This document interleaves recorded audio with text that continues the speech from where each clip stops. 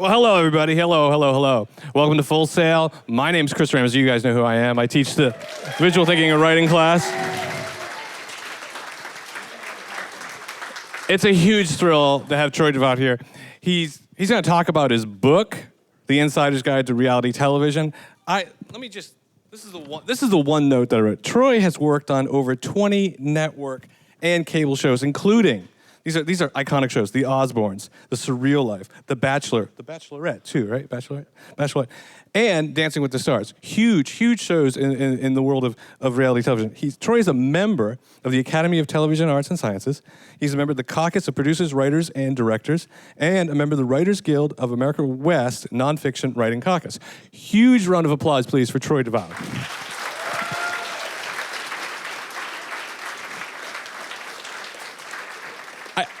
I think the obvious place to start is, how did this begin for you? How did you become a writer, yes, I said that, a writer for reality television? Well, actually, it was a very fluky thing.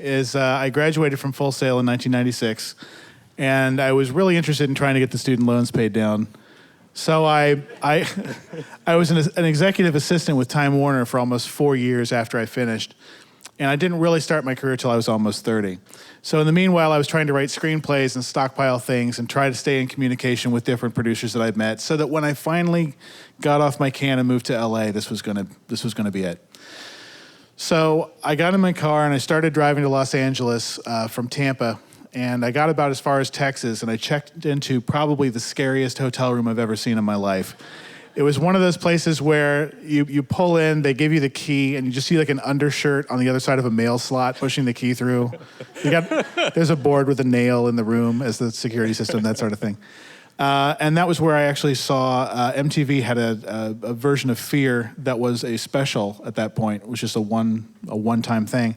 And the only name I knew in Los Angeles went by at the end. I had never thought about reality television, but I said, wow, I gotta call Chris.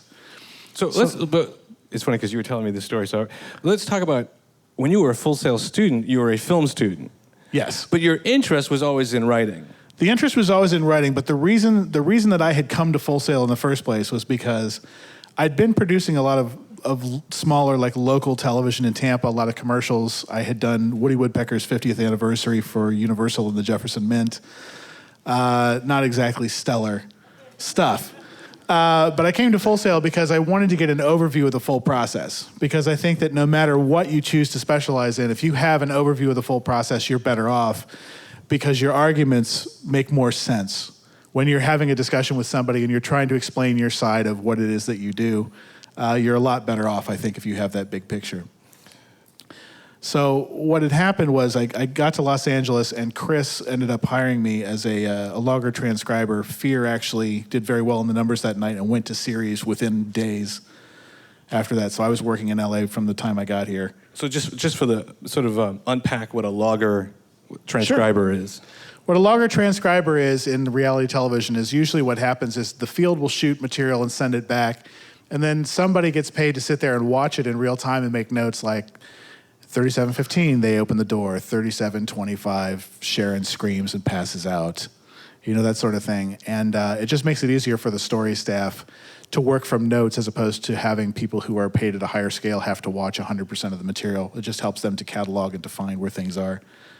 The pay is awful. The pay is awful. Sort of the lowest rung of Exactly. I think I was in 1990. No, excuse me. It was 2000.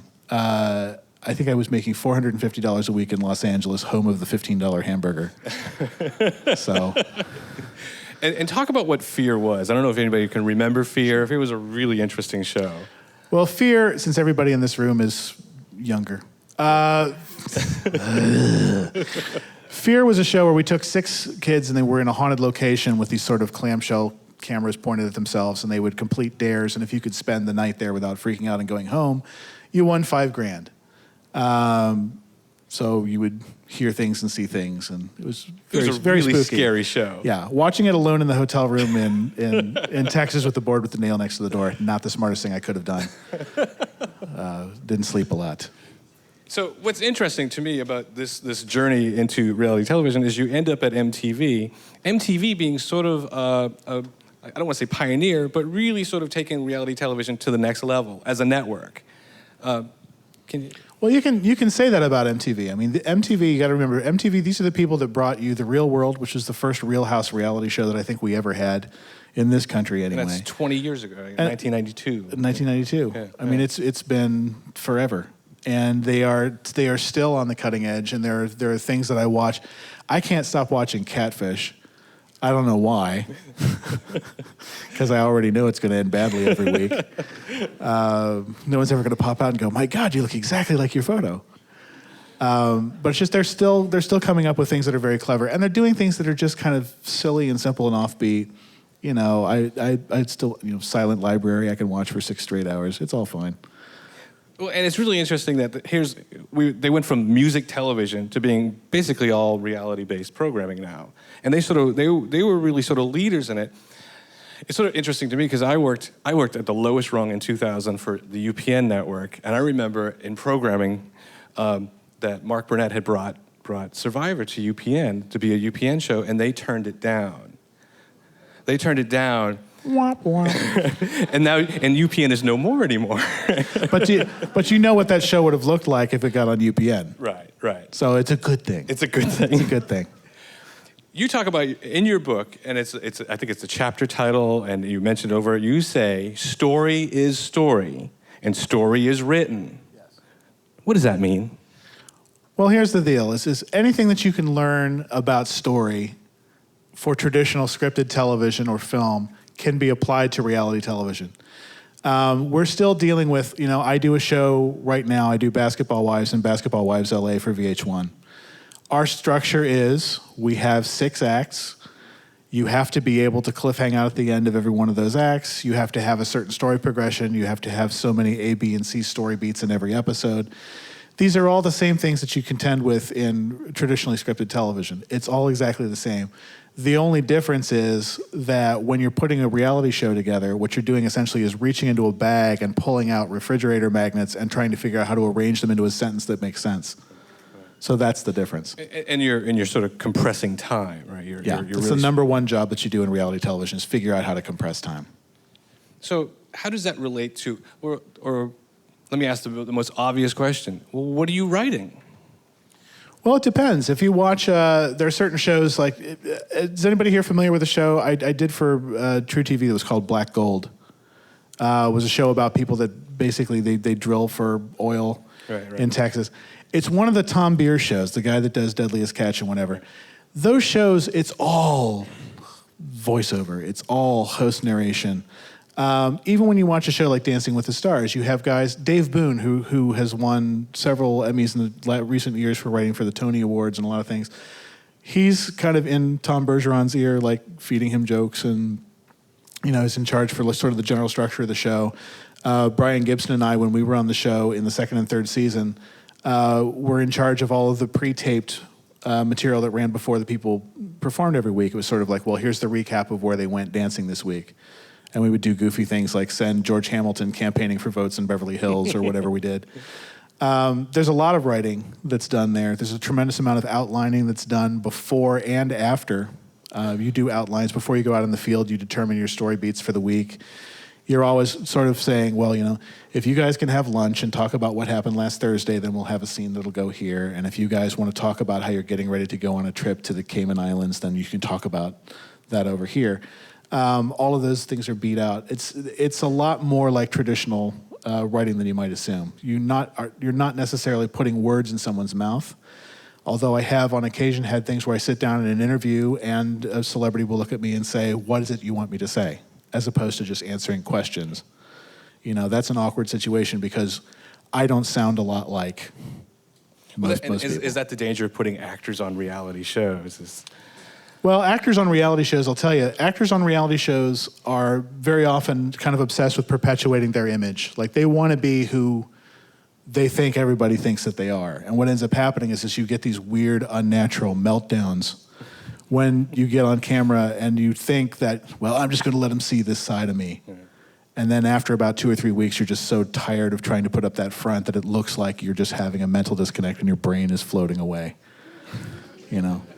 I've never seen meltdowns like what Surreal Life and the Celebrity Fake Club show. Those shows are. They had a few. Yeah. So these are mainly creative writing students. I think the majority of creative writing students. What do they need to know to get into the reality television industry? What are the jobs out there? Well, let me tell you about reality television. Reality television, one of the weirdest things about it is, you guys, when you're coming up and you want to do sitcoms, you want to do dramas, you want to do films, you can sit down and shut yourself in a room and write an incredible spec.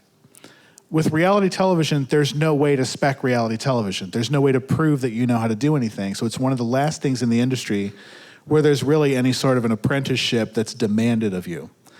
I came in the door of being a logger transcriber. I would tell you it's harder to do that now, years later, because a lot of production companies have trimmed down and they farm out their transcription to companies like Talk to Type and things like that. And you don't have the interaction with the story department that you need in order to insert yourself into their field of vision. So what I would tell you to do is, if you are interested in a career writing for reality television and you can swing the time, it just takes a little while. Any office job, literally, I know it sounds crazy, but any office job that will get you inside the walls of a reality television company is your first step.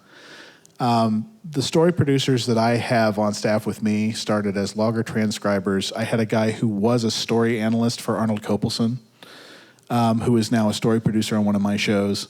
It's just one of those things where they were just people who were somehow coincidentally inside the walls of the building who expressed an interest in story. A lot of editors, a lot of editing positions, it happens that way too, is you have people who are story or who come in as office production assistants and express an interest in working in post.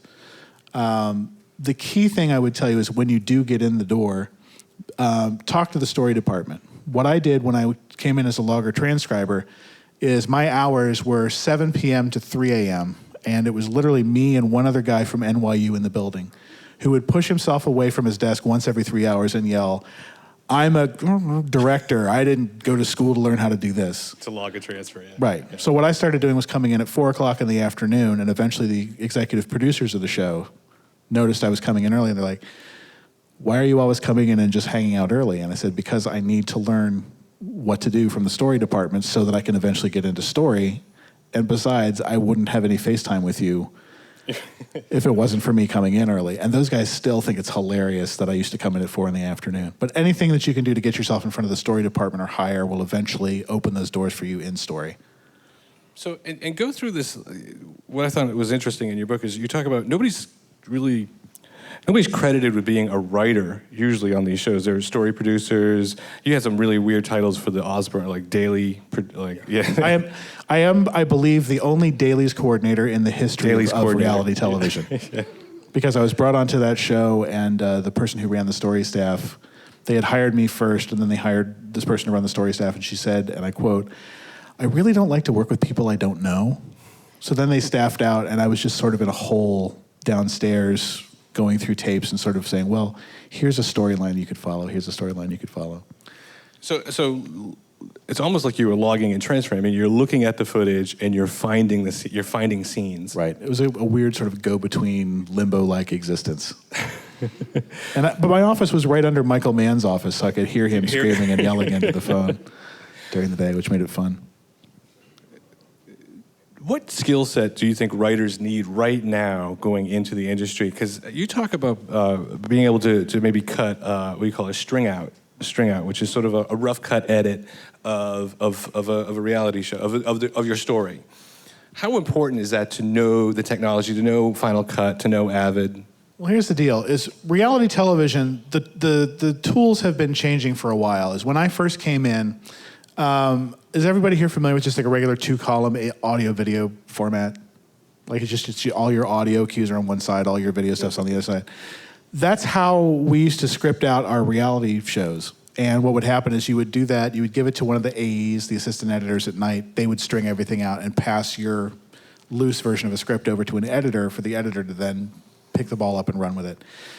Now that's happening less and less often because Avid and Final Cut Pro have basically made it less expensive for the tools to be available to you as a writer.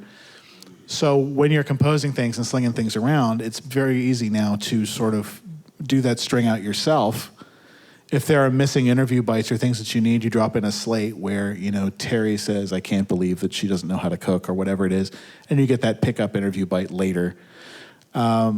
But I would definitely tell you, if you're considering a career in reality television, or even if you're not, you really should have a basic understanding of Final Cut Pro and Avid systems, because they're everywhere. And you can have it on your laptop. I mean, you can do this on your laptop. So what did you learn about story from reality television? What did producing a string out teach you about constructing story? Well, I'll tell you, actually, the thing that I learned the most was the lessons in authenticity. Is you have certain things like if you try to blindly put a show script together without looking at any tape and you're just putting it together from the notes that are in the field, there are weird things that happen when you see that string out.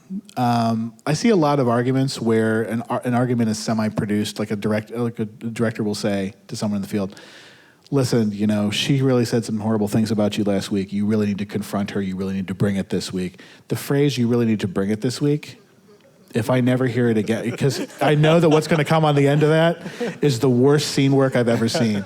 Because it's going to be people like, you're such a jerk. And they're always smiling, it's just the fingers in your face, but it's like, this is not authentic at all. If you have the opportunity to string stuff out yourself, you can actually look at that and go, oh boy, before you lose 3 days to an editor thinking that you don't know what you're doing and complaining about your work when you weren't actually the one who strung it out. You were just working from notes. So authenticity meaning that reality television has to look real. Yeah, but there also has to be a believable line of action. When I say that the job is compressing time in a manner where you can take 2 weeks worth of content and figure out how to get it across in a week without the seams showing. One of the examples I use in the book is the phrase, Jane to the mall bought pants. Jane to the mall bought pants. What did Jane do? Jane went to the mall and she bought pants. Is that what I said? No. It's a compression of that and you understand what it is. But if I can figure out a way to say, Jane went to the mall and bought pants, your brain doesn't go, this is fake. Or this is made up, or this is incorrect. Shorthand going on. Right. Yeah. But it's one of those things where you have to be very, very concerned about whether or not the continuity of one moment rolls into the next. And is this a concern for writers, or is this more of a concern for producers? It's a concern for everybody. Because a lot of times what happens in reality television is a story producer, this is going to sound crazy. There are story producers who will start at the pre-production phase, or you could start during production, or you could just inherit a bunch of stuff that's been shot in the field and have to put it together yourself. Have you done all of those variations? I've done all three, and it's one of those things where, I am proud to say that I am 42 years old and I sleep in my own bed every night. I can't handle being in the field anymore because I don't have the stamina to chase people around for 12 hours a day with a camera. Yeah. But you do start at all different phases, and you have to learn, how to handle yourself when you jump in at this end of the pool or that end of the pool. All right. So where does it seems like what they said at UPN in 2000 is this is a fad, this is going to go away, this is the game show. They said that in 1948. They said, yeah. I mean, this is going to go away. It's not going away. What is the future? Well, I think with reality television, I think I really feel like sort of the nasty edge of reality television is wearing off to the point where they can't rely on things being shocking anymore, and they're going to actually have to start thinking about story and things making a real emotional connection. When I work on Basketball Wives, the scenes that I'm always the most excited about are, things like, Shawnee takes her kids to a concert to see Mindless Behavior, and then her kid gets to go on stage. It's just sort of like that fun sort of, you really get an idea of who somebody is as a person, as opposed to just an engine of fights and drama and stuff like that. So, since you brought it up, can you give us examples of bad reality television? What is the bottom end of this? Wow, I don't. There's so much I would say if I didn't have a microphone in my hand right now. Let me put it to you this way. There's a lot of reality television where I think the seams are showing, and you can tell that a show is very, very heavily produced. Normally I would say it doesn't work, but Duck Dynasty is a really great example. My DVR is crammed with Duck Dynasty because I can't stop watching it. But every single person on that show talks like Niles Crane is operating them as a puppet. They have the pithiest, most brilliant things to say every time. And it's one of those things where you just know there's a producer that's out there feeding it to them, but you don't mind because you're willing to buy into that illusion. So first other shows, it doesn't always work. First and foremost, it's entertaining. Yes. It works as entertainment. Yeah. Where does reality television take the next level where it has a social conscience? Well, I'll tell you, it's funny is there are certain shows. I'm a huge fan of Anthony Bourdain had a show called No Reservations. That great just ended show, recently. yeah. I am not embarrassed to say that I just paid $200 for front row center tickets to listen to him talk about food for 2 hours in April.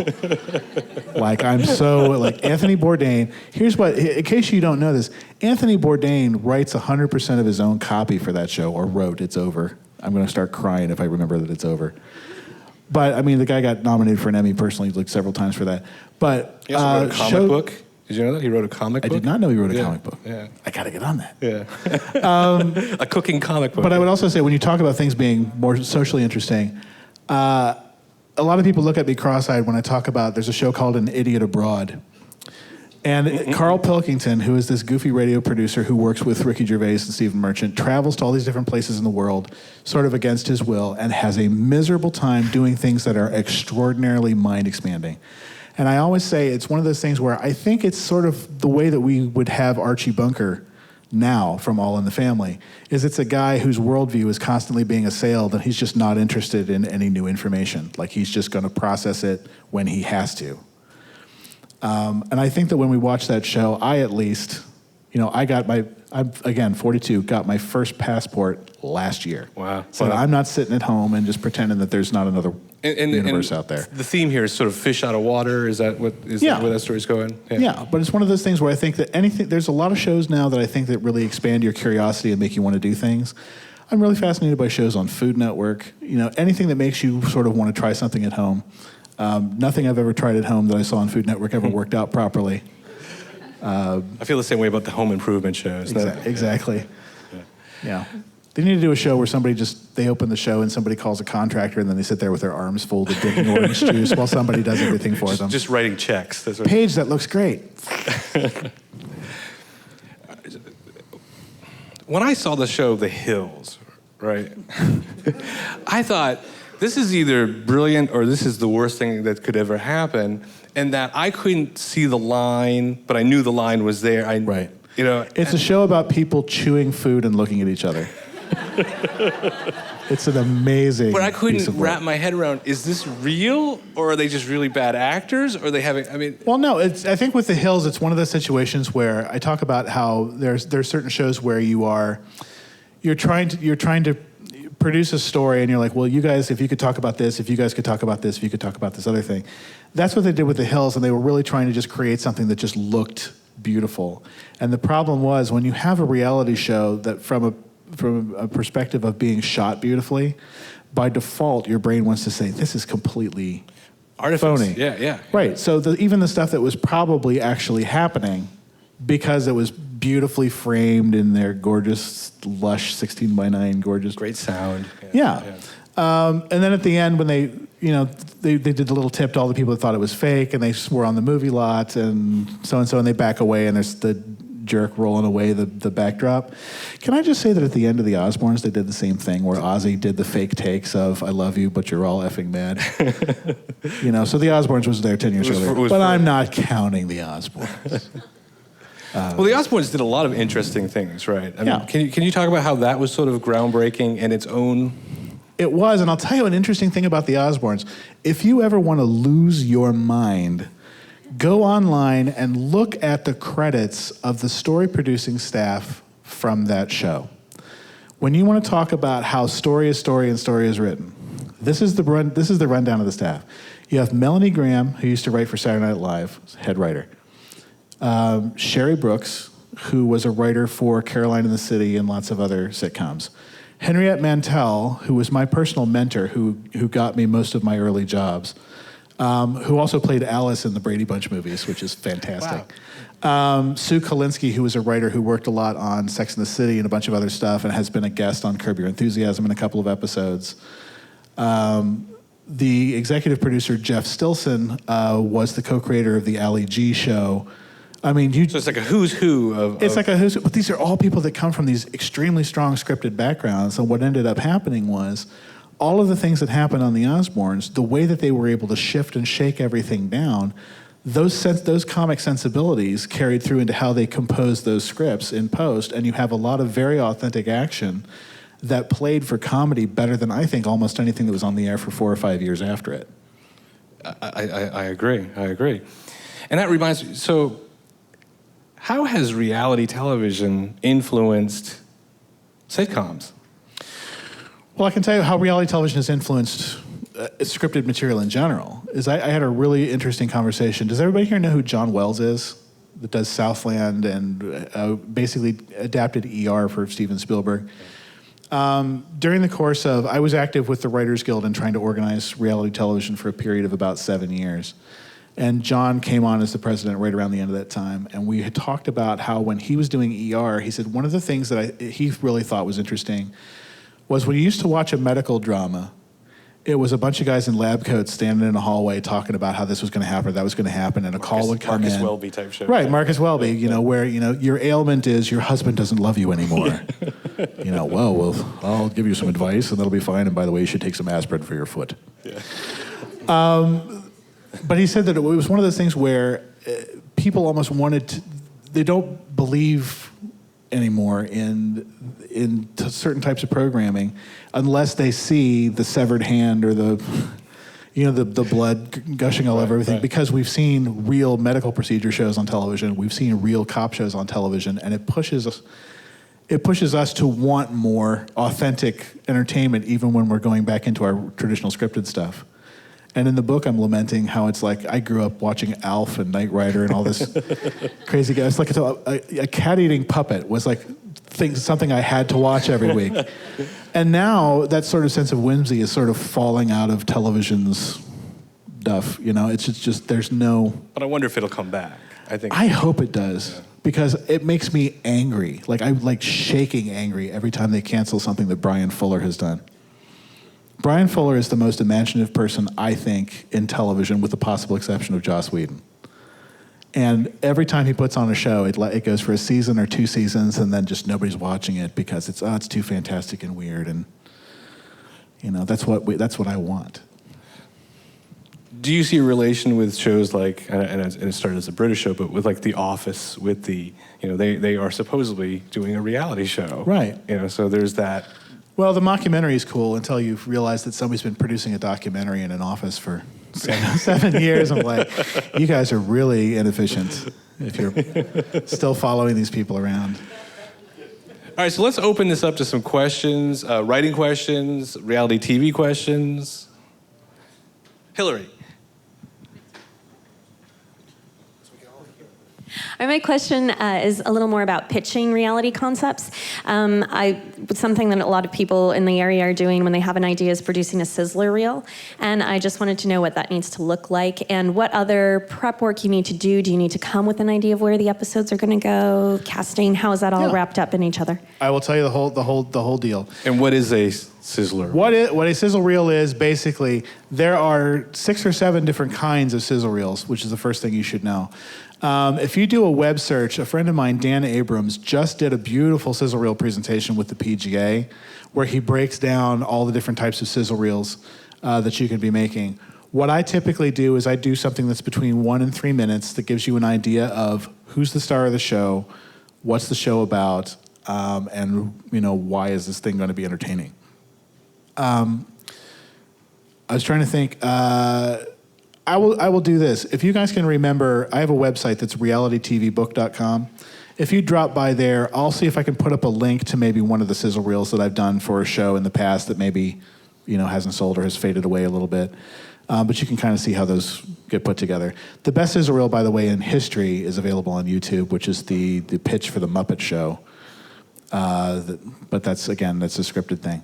For reality television programs, one of the things that's happening right now is everything is so personality driven that they want you, if you're going to pitch a show about people who do a particular occupation or whatever, I can't go in and say that I want to do a show about garbage collectors. I have to go in and say, I have this family of garbage collectors. I have to have them locked down to a talent agreement for a period of 120 days or so for the period of time that I'm pitching. It's not hard to do. I mean, you talk to somebody and you say, do you want to be on a reality show? Sure. Do you mind just being exclusive to me for 120 days while I shop it? Sure. It's very easy to do. But they want to see shows that have the talent already attached. There is an exception to this, and this is when you're doing game or reality competition shows.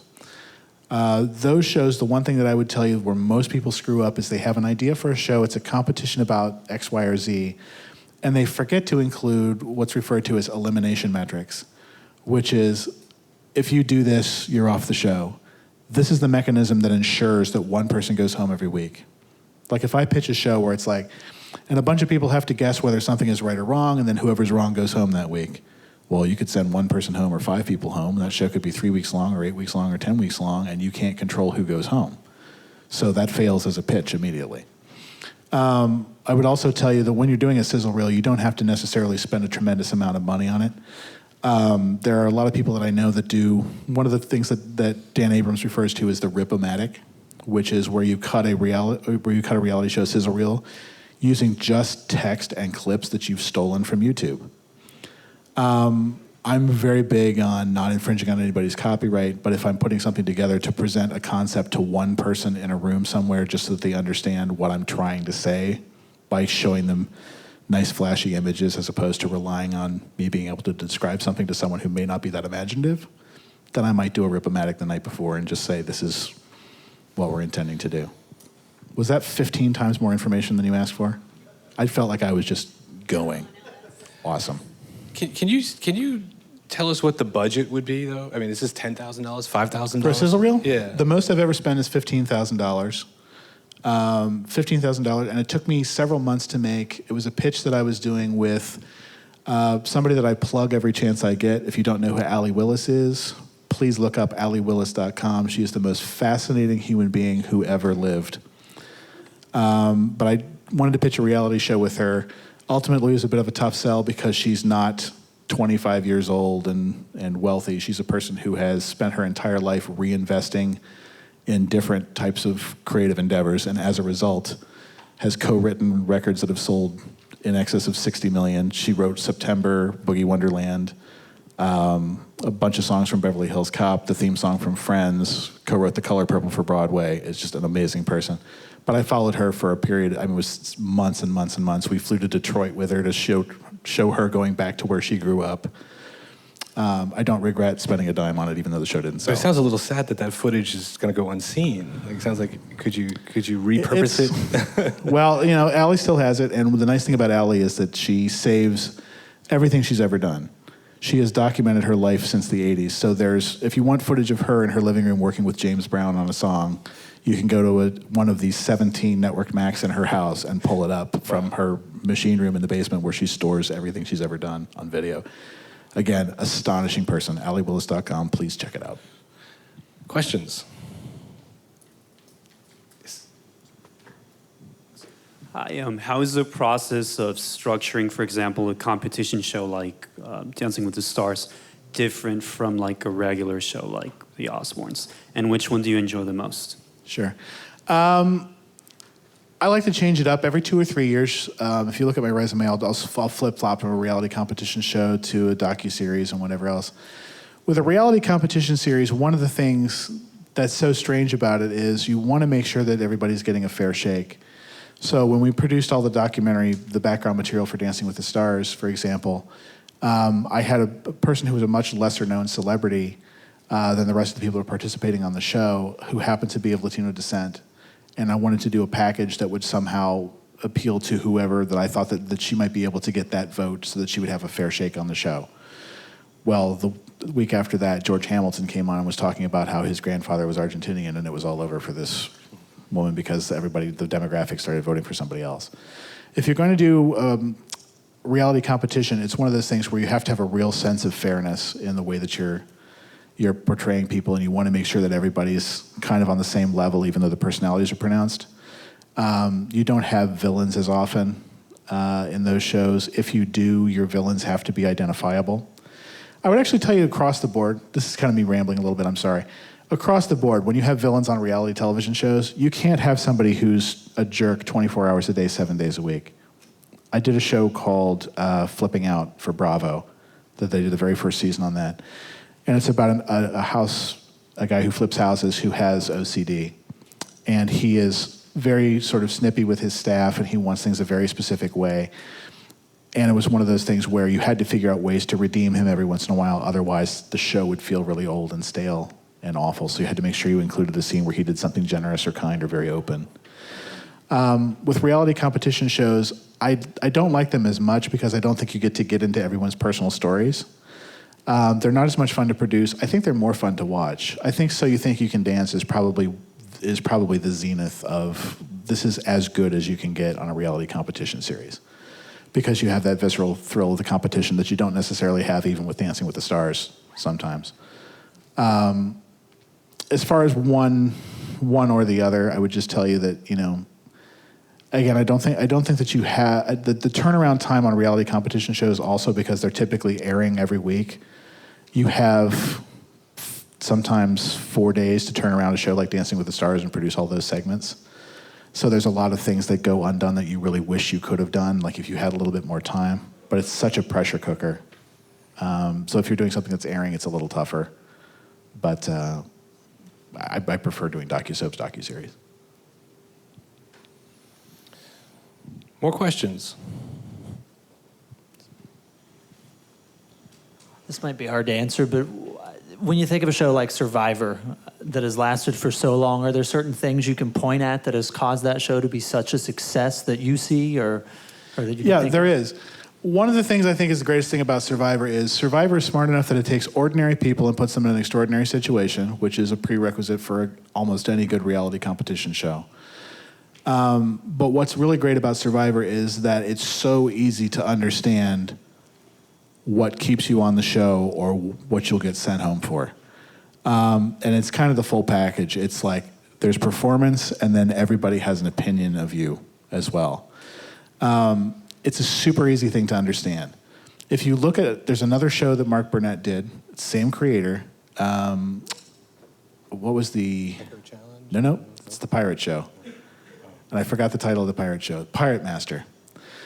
Pirate Master, if you were one of the pirates on Pirate Master and you were trying to become if you were trying to win Pirate Master, there were all these things you could do. Like you won gold pieces and you could use them to buy alliances from other people. Like you could give them some of what you would win if you did this. There was a black spot. If you were marked with the spot, then you were marked for elimination. Then there was this other thing that you could do, and then they had special expeditions and ghost crews, like all kinds of like crazy things where it just kind of sank under the weight of its own gameplay. If you can't follow it at home and understand what's happening, you can't enjoy a reality competition show. So you can't create anything that's too convoluted.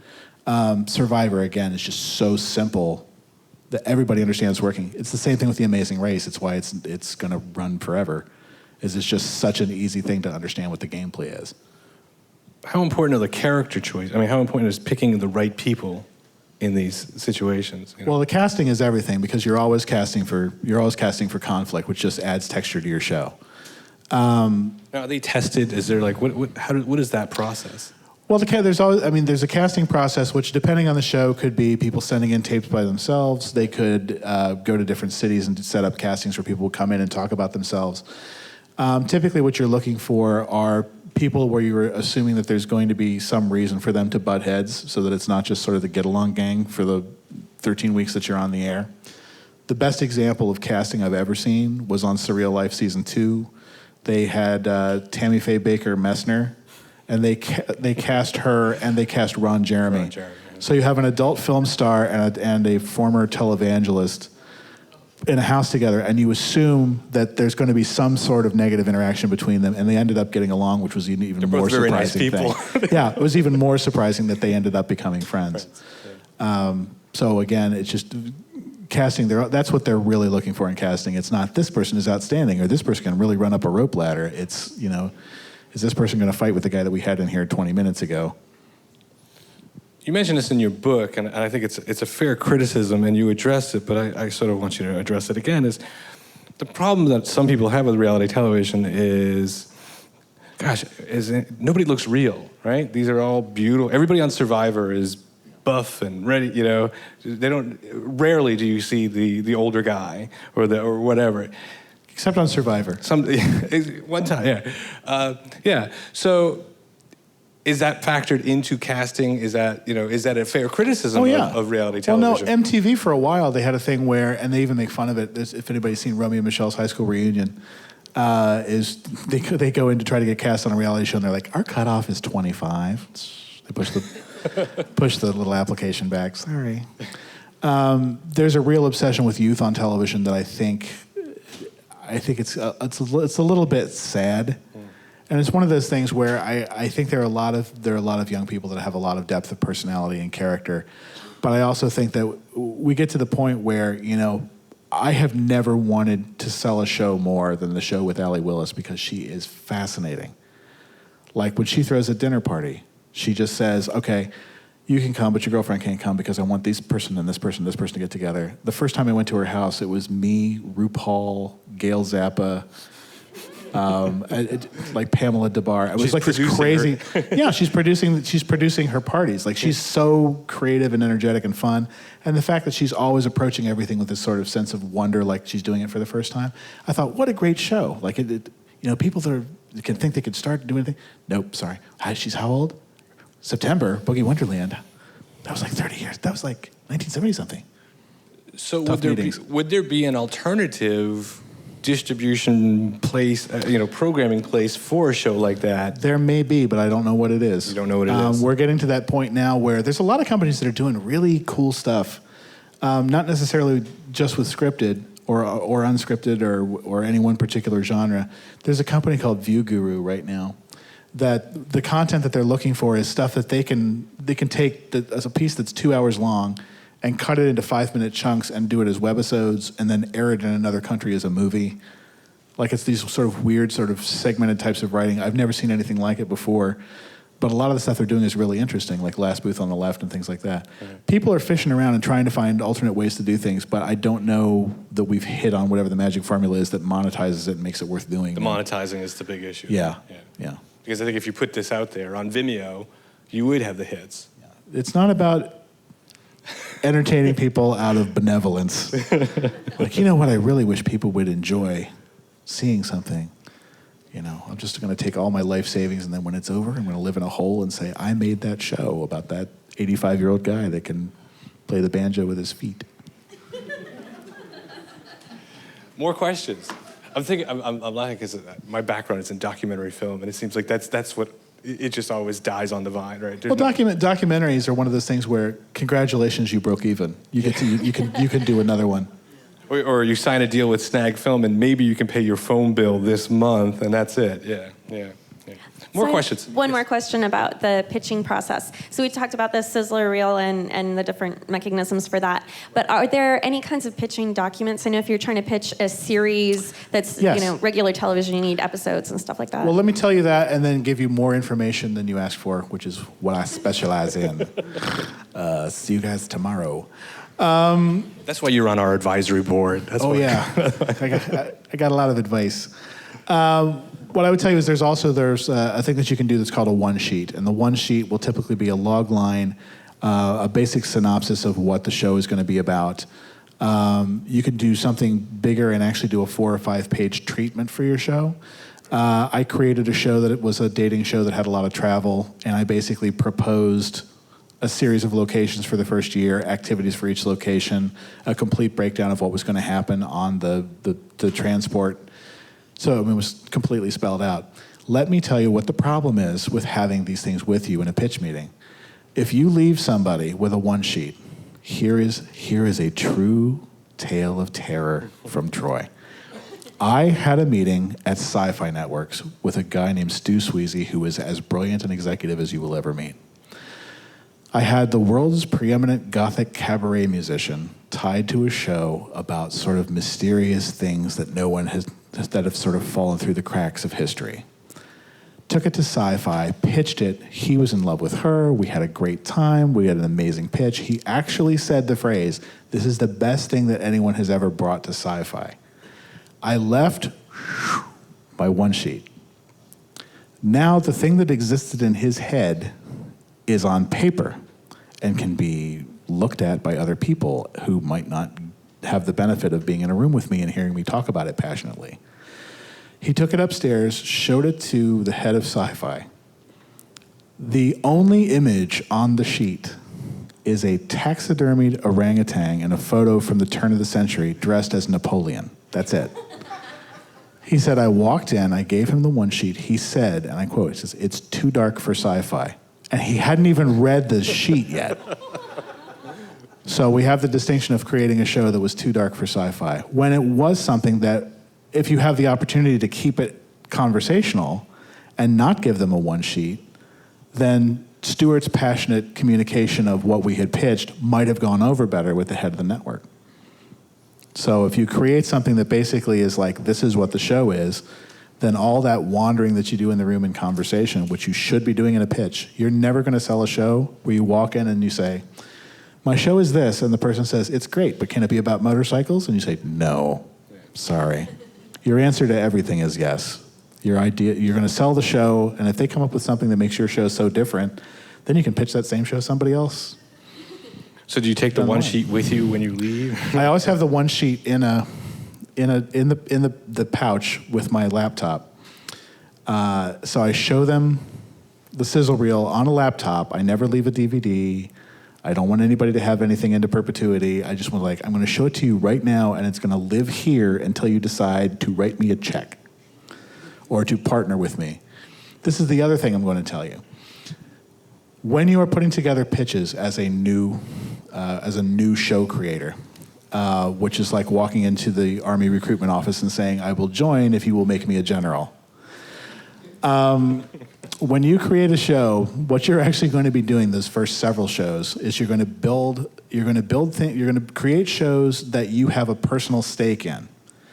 If I pitch a show right now, I could talk about comic books because I was a comic book illustrator for several years. There are certain things that I have value added to my name. That I say, I produced 13 shows about this particular type of show.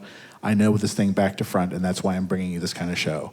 All my friends are comedians, so I pitch a bunch of shows that are about comedians and touring life and all that other stuff. I always bring in things I have a personal connection with. That's one of the best ways to add value. But you, if you're totally new and you don't have credits already in the industry, the best thing you can do is figure out some way to either attach talent so that you have some value added to that show, or start pitching to production companies to partner up with. Because production companies are the ones that have the relationships with the networks. You will not get meetings at networks as a new show creator.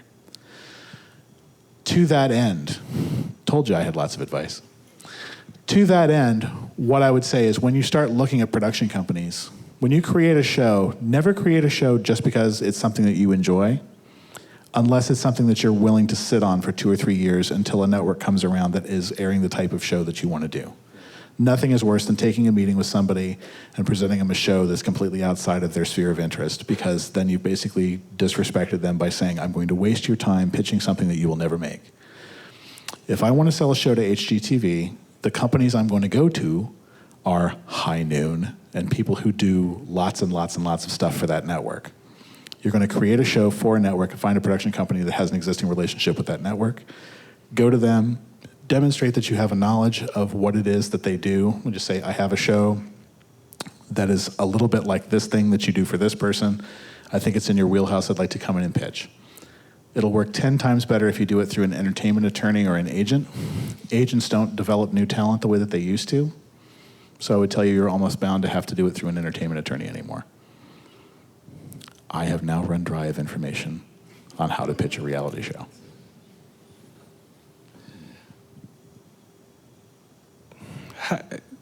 Can you speak to the idea of how a new writer would, if they're going to do one of these pitches, how they might get an agent? Yeah. What's the approach? Well, here's another thing that you can do. When you talk about getting an agent, one of the things you can do is you can look at, the first thing you're going to say to yourself is like, well, I want to get a literary agent because I'm a writer and I want to do this, I want to do this. If you're creating reality shows, what you can do is you can find an agency that is a full-service agency that has clients that exist. If I were trying to find an agent right now, I might call APA, and I know that APA, one of their bigger clients is Arnold Vosloo, which I know when I say bigger clients, Arnold Vosloo doesn't sound like it makes a lot of sense, but Arnold Vosloo, if you don't know, is the guy who played the Mummy. So if I said to myself, well, I want to do a show, and it's a reality show about people who explore tombs in Egypt and blah, blah, blah, and I would like to attach Arnold Vosloo as a host, then you're going to an agency and saying, I have an idea that's going to make money for one of your existing clients that you love to make money for. That's a better way to get in the door than to start banging on the doors of agencies and just saying, I'm looking for representation as a writer who has never sold anything before in my life. Cold calling, right. Yeah. So do your homework. Do your homework and find ways to add value to what your ideas are. I have a student, a former student who didn't land in it. He placed in a contest. He placed in several contests, and he was able to get a management company to represent him who had a stable of about 20 writers. So, would that be easier? Or Management companies are really interesting. I don't have a manager. I have an agent. I haven't worked with a manager.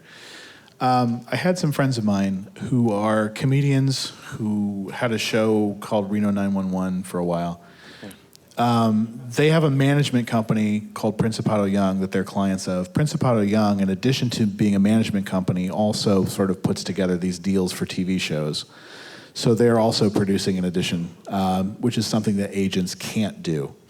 If you can find a management company that handles a lot of people, it's almost the same thing as an agency. If you can find a management company that manages the type of people that you want to attach to your shows, you can always approach them and say, I'm looking for representation. I want to be able to develop certain things for your clients. You know, I've had opportunities before. I did a one-off thing with a company called Generate. A friend of mine was a client at Generate, and we created a scripted pilot for Comedy Central that we took to Comedy Central through them in conjunction with my agency. But again, management companies, also I'll tell you, management companies are a little bit more hands-on in the long run. Most agencies, you're going to call the agency and say, I have a new thing, I want you to go out with it. And it's like that old Gallagher bit where you have like a cat that you're trying to show it where the food dish is, and you're like, follow my finger, it's right here. That's what working with an agent can be like. You know, an agent will tip you off to certain things, but a lot of times, especially if you're new, agencies are a bit of a numbers game. So what'll happen is if you can manage to get hip-pocketed, which is unofficially represented at an agency, don't expect them to call you because your name isn't going to come up in meetings until you start making $250,000, $300,000 a year, to the point where they're making money off of you already and they want to put you up for other things. So with a management company, they tend to be a little bit more proactive. They tend to cultivate new talent in a way that agencies don't. But I don't have a lot of experience with management companies, so I can't give you too much advice in that arena from personal experience. Another question I get all the time, we get us all our instructors get this, is do I have to move to LA? Do you want to eat? In the words of Sam Kinison, move where the food is. If you want to be in an industry, if you want to build cars, you're going to move to a place where they build cars. The deal with Los Angeles is every day you spend in Los Angeles increases your ability to get things done exponentially. There are weird things that happen to you after you've been there for a while. As every show you're on, you know 40 more people. Those 40 people, you get introduced to other people. People talk about you that you don't know, and then job offers start happening out of nowhere. Like somebody calls and says, are you free from March 3rd through whatever? It doesn't happen if you're at home putting scripts in envelopes and trying to mail stuff out. If you're a writer who's working a lot, it's fine if you want to live somewhere else. But until you get off the ground, I wouldn't recommend it. For the reason of being available for meetings, Well, you've got to be available for meetings, and again, like I say, weird things happen. I went out to this is, again, I've been in the industry for 13 years, but I'm still playing. I'm definitely playing at a level that is here, and not necessarily a level that is here. There's a difference between me pitching and a difference between Mark Burnett going to a network. There's a huge difference there.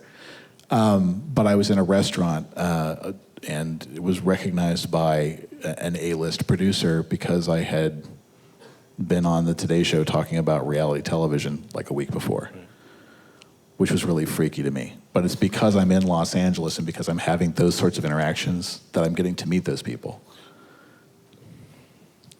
So are you developing? Is this career that you have developed? You're becoming a brand because of the book, because of the Today Show, because of. And that's a huge thing too. I admit that it's like I'm the first person to pick up the football and run with. I'm the reality TV guy. Right. And so far, that's working very well. And I think a lot of stuff going on. It was a couple of weeks. I think I clicked on Final Draft site, and there was an ad for your lecture seminar with Jane Grisani. So, I mean, the reality TV guy is on the Final Draft site. Right. Yeah. And it's just one of those things where it's just like that's the brand that I picked up and ran with. There are certain people, like when you go out and you start working in Los Angeles, figure out whether you're the nice guy or you're the great interview guy or you're the great camera operator or you're this or you're that. And it's okay to specialize and try to be one thing really, really well. There are a lot of people I know, like I have a friend of mine who's a reality television writer who still is constantly trying to submit scripts to studios and whatever else. And it never takes because his whole history is in reality television. And I think that if he would just kind of wrap his arms around that and start creating reality shows, that he'd be in much better shape. You do kind of have to, they'll pigeonhole you whether you want to be pigeonholed or not. There are people who are able to execute lots and lots of different types of work. But typically they're people who have worked their way to the top and are now signing checks. Mike Fleiss, who did The Bachelor, is now, has produced the Texas Chainsaw Massacre films and Poseidon and some other stuff. Right. Ken Mock, who does Next Top Model, did Dreamer, the movie with Dakota Fanning. When you get to the level at the top, you can kind of play around with other things. But until you get there, you really need to specialize in, like, I am a reality television writer, or I am the greatest sitcom writer, or I am going to be this or that or the other. Find your focus. There is no jack of all trades that people hire because he can write everything. Yeah. They only need you to write one thing at a time, so pick one. And you talked about how you started with MTV, being there early. How important is all of these things, this professionalism, this showing up, being early, staying late, doing above and beyond? It should go without saying that professionalism is key. I will tell you there is one thing that is as important as being a professional, and that is being fun to work with. The people who work with me because I will chase them out of the building with a rake at 7 o'clock at night. And it's like, go home to your kids. Like, if we can't get this out on time, it's because the schedule is screwed up. It's not because of you. So we'll fix the schedule and call the network and deliver 2 days late or whatever. Be fun to work with. Be careful who you talk about. Even if there are people who drive you absolutely crazy. You very rarely ever hear me in a public feud with anybody about anything. Right. Behind closed doors and over a sandwich, I'll tell you the worst stories you've ever heard about lots and lots of really famous people. But it's one of those things where it's like just, work on your personality skills as much as you work on what it is you do, because there are people who are really amazing who have no social skills, and it just creams them, in the long run. All right. Any more questions? Can we sort of get one last question? Oh, okay. How has your connection with Full Sail impacted your career? If it has, and if it has, how? Does that make sense? That's a great question. Sure. Well, I'll tell you a lot of things. This is the rundown chronologically of what Full Sail did for me as far as my career. When I came here in 1995, back when they still had mastodons on campus, I had very little confidence in my work, and I was not a very outgoing person. I had a particular screenwriting instructor, a guy's name was James Ponte. James Ponte gave me confidence in my work and changed my life by giving me really solid feedback. When I graduated, they showed one of the short films that I ended up writing, and whenever there was a big laugh, he would kind of kick the back of the seat and go, "That's yours, that's yours, that's yours," through that screening. I don't know a lot of places where the instructors are that involved. Beyond that, as far as connections and whatever else, the reason I have a book is because another Full Sail student, there's a guy named Rick Veers, who is an amazing person. Rick Veers wrote the Sound Effects Bible. He has a new book out on location sound. Both of them are excellent. I think if you want to know more about those things, you should definitely have both of them. He introduced me to the publisher that put out my book. As a result of that alumni connection, I now have a book that has been a #1 Amazon Kindle bestseller forever. I'm #2 on several charts against Gary Marshall's autobiography, which makes no sense to me. It's like Gary Marshall's autobiography is here, and then my book is like right under Gary Marshall's autobiography. If I had not had those alumni connections to work that I got here, I would not have the book. I would not be making an exorbitant amount of money lecturing. It's one of those things where I could stop producing television shows tomorrow and replace that income with what I'm making lecturing. It's a direct result of somebody from Full Sail that I knew connecting me with a publisher and helping me to start that phase of my life. A lot of the people that I've hired and worked with in Los Angeles are other Full Sail graduates. I've seen the value of other schools that have been around longer, like Syracuse and Ithaca and a lot of those places. I've seen how strong their alumni connections are. And I think that Full Sail, within the last several years, has made a huge push with getting their alumni together and making sure that those connections last. Don't forget the people that you went to school with. It's very helpful. Alumni connections are an enormous thing in Los Angeles. Full Sail, I will tell you, does have a very good reputation as far as the technical side of the industry. I think that writing and creative, we're still fairly new. So it's one of those things where if somebody gets an opportunity, and you have the opportunity to bring another Full Sail student in an apprenticeship position or a lower position, please do that, because the more you build up where you came from, the better off you're going to be. So I edify Full Sail as much as I can, which makes it possible for the company that I work for to hire Full Sail students and feel confident in making those decisions. Does that answer the question? Are those examples direct enough for you, or would you? Cool. Before we end, I want to say that everybody's going to get a copy of Troy's book, so that's pretty exciting.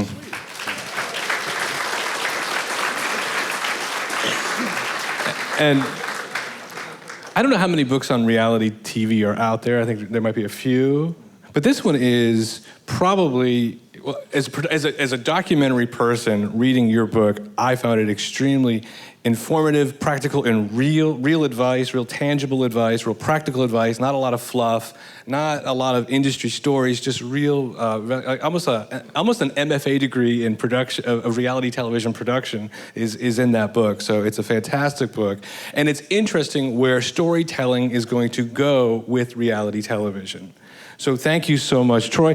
Sure. I don't know, Troy, if you... And we have a little bit of time left if we have other questions. But I will tell you that book also. The Kevin Bright workshop at Emerson just started using that book this year. It's getting around, so I think a lot of the stuff that's in there hopefully will standardize sort of the creative end of reality television. We're already kind of seeing that a little bit as a result of the book being out there. So you don't mind being called the reality TV guy? I don't mind being the reality TV guy. I wanted to be the sitcom guy when I was younger, and then I wanted to be the movie guy when I was a little bit older than that, and now I really like being the reality TV guy. That's great. Well, if there's any more questions, if anybody wants to get their book signed. Anybody want to hear a great story about Robert Goulet? Don't you have a great Steve Martin story? Oh, I have a great Steve. This is actually, the Steve Martin story is also very useful. This is one of the things that I would tell you, the value of mentorship. And it sounds really, really insane. I talked about it in my Hall of Fame speech here in 2010.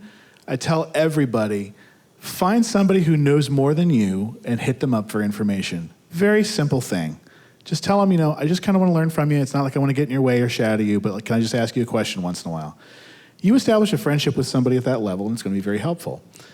I wrote, when I was around Full Sail age, meaning much younger than I am now, I wrote a letter to Steve Martin, and I told him, I said, I just bought, Grove Press had published Roxanne and LA Story together, the scripts for those.